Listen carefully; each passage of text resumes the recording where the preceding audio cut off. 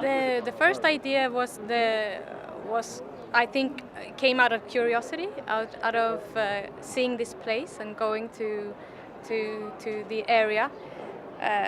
Partly because I at the time was influenced, like we talked about earlier, about the Russian cinema, and so it was the landscape and it was the history of the place, and then when I met the main character, the main character became the source for the story, and that is her life and her relationships and her closest family ties.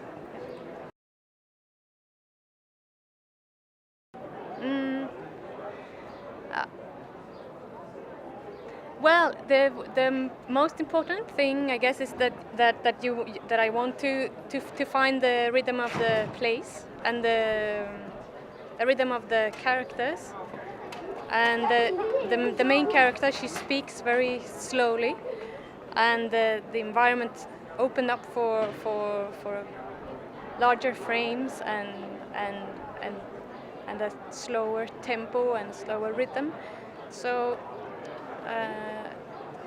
And then my inspirations come from the Ackerman movies, and there is another movie by Sukharov, Maria, which was a big influence for me when I started to use the Atom camera and the Bolex camera. So it has developed, I think, from the beginning when 7 years ago when I was shooting digital.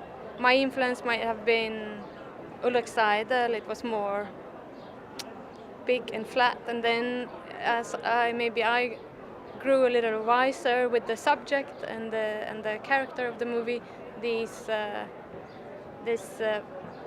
cinema fabric and the 16mm started to work with the movie and the themes of the movie.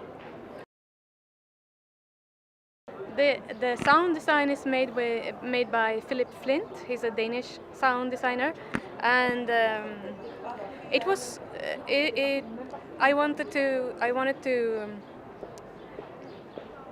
to work also with the texture on the sound, and a lot of the sounds he made in his studio, which are analog sounds, and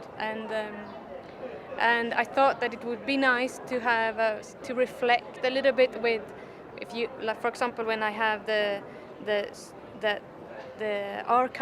archival material, which is from the 40s, super old.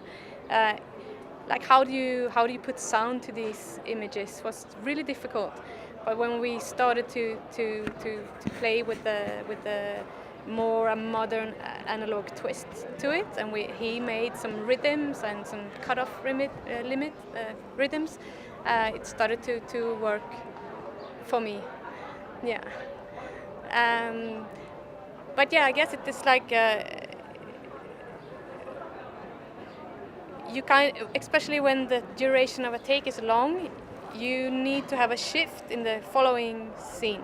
So it was also like I edit myself, so sometimes in the edit I was like, I want to try a jazz, and I tried jazz and I had the best day of my life editing with the jazz, and then I decided I'll keep it, and these things can also happen. That is, you can plan, or you can have an impulse to do certain things, but it was important for me to have variations in the sound design.